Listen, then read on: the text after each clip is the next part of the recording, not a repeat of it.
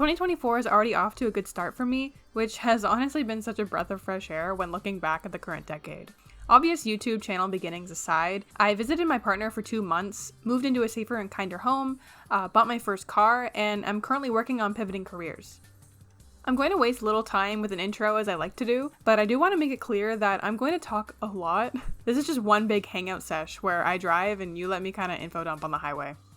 With that out of the way, there's a few big things that I would really love to have fall into place this year, but I also wanted to take the time to discuss some smaller stuff that I can work on at a more general pace. So for the past 2 years, I've been on this fundamentals grind with my art, and you'd be correct in thinking that it doesn't take this long to work on fundamentals, which is true. But I also don't know what else to call this. I said this in my first real video, that I've been focused on a stronger mastery of anatomy, line, form, stylization, and all that fun stuff. You know, just those like really good line drawings, digital or otherwise.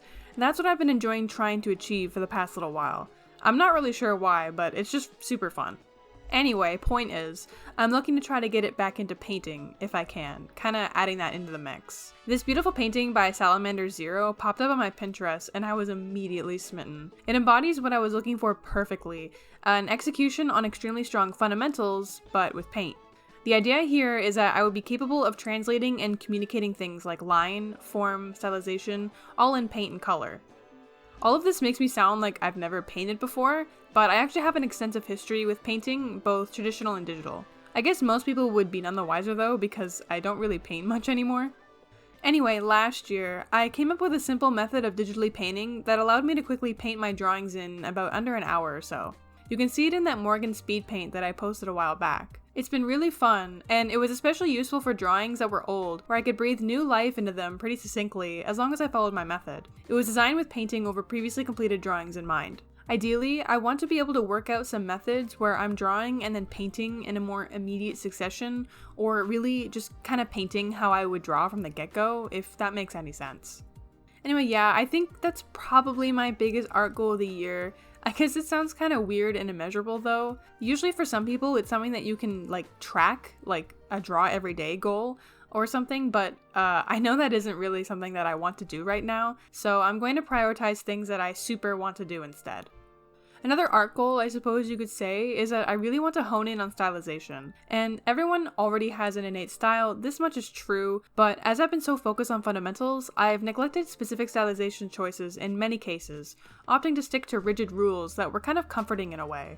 It's hard to describe, but I guess I don't know, I want to blend my anatomy with stronger stylization and purposely go out of my way to be unrealistic with proportions and shapes. I like to key in on stylization and other things like silhouette and shape language, using my anatomical knowledge as an asset rather than a main actor.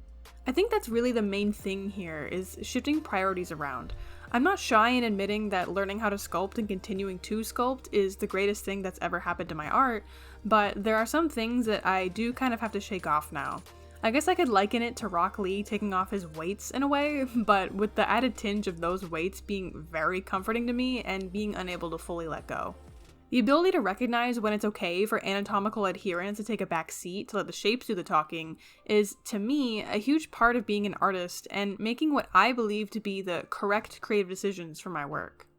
I feel like the things I'm discussing won't make sense to those who are in the first stages of their art journey, so I apologize if I'm unintelligible, but hopefully I make some semblance of sense for the intermediate to senior crowd. And okay, this is a bit of an odd cut-in, but I suppose it is semi-relevant, and while it isn't an art goal or anything, I did want to get some thoughts out on it. And it's that I know that my returning viewers know that I've been drawing for 12 years. And while I do like to kind of add that in, not to make myself seem superior, but to add some context on my experience where it's relevant, I should note that someone could very easily be at my level in genuinely half the time. It isn't even hard. Just don't draw My Little Pony fan art for 4 years straight, not even joking, and you'll have me beat. Sometimes I feel like a senior artist by name only, to be completely honest.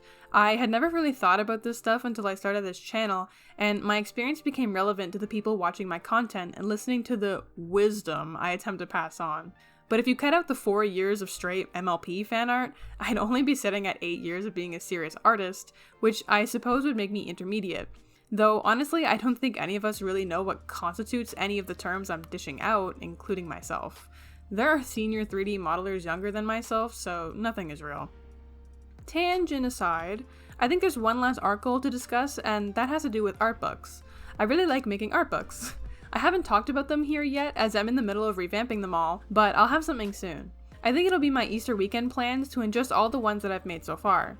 2 of them actually being a collection of all the daily drawings that I discussed in my dedicated versus passive practice video last week. A while back, I floated the idea of printing one, and while that isn't really an issue in of itself due to my printing experience, I never made any of my art books with specs for print, so I'll have to reconfigure some stuff.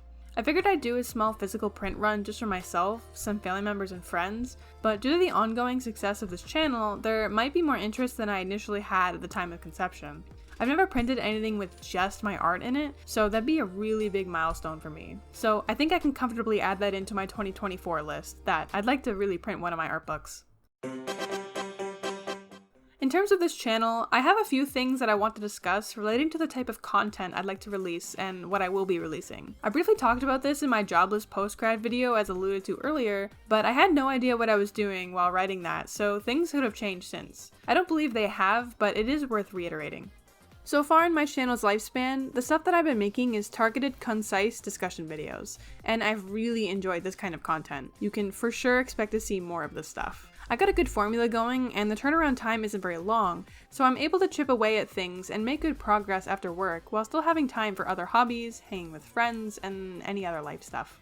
I also recently put out a monthly art roundup for the month of February this year, and it's something that I really enjoyed doing. The response has been super awesome despite the very low view count, and that's really all that matters to me. Being able to connect with people is why I'm here, so I'll definitely continue making those even if my views tank. The connection I'm able to foster with others is absolutely the coolest part.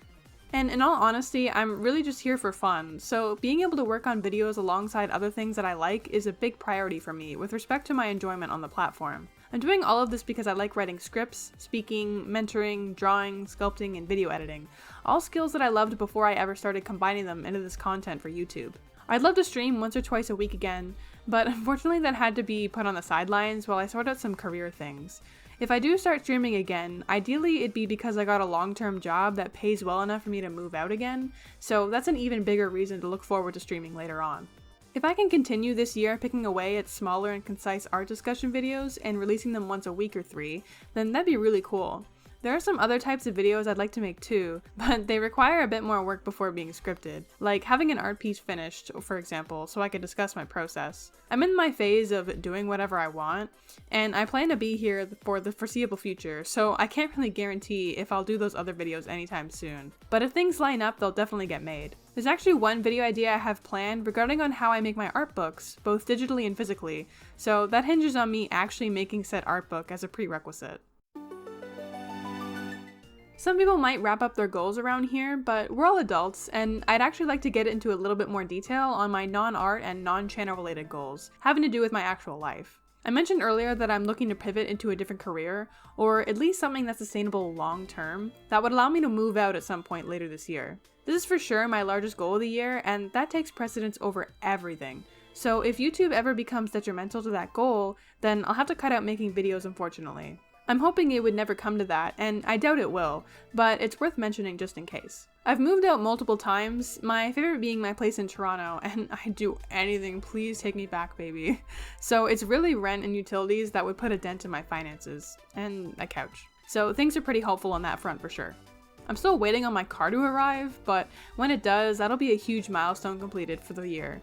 And if I can manage to snag a good job and a place to live, then I definitely have plans to get engaged later in the year. So, while a few of these goals didn't exist last year or weren't met, I feel more confident than ever about my ability to achieve them this time around. The channel ones of course are new, but getting a long-term job and apartment are goals that got bumped to this year because I prioritized loan payments in 2023. For a long time, I carried the sense of shame with how 2023 went, but it was one of those years that just kind of felt really bad to experience, but ultimately meant so much to my future success later on the line, and I'm hoping that my efforts bear fruit this year. Even if I don't manage to get my own place due to literally whatever could happen, I already did buy my first car, so I'm super happy with my progress. My art goals, of course, are pretty achievable and mostly boils down to me continuing to draw in my free time, which is probably the easiest thing to do on this whole list. I purposely set quite immeasurable but non-taxing goals for myself because drawing is just a hobby for me at this point. With all that out of the way, it means a lot if you made it to the end of the video. I know I said a lot, and I got kind of deep, I guess, so I appreciate anyone who took the time to listen to what I had to say. Though I'm pretty sure some people just put me on to do chores or brush their teeth or something, which, like, respect, I do that too. Anyway, thanks again, and take care everyone. Bye!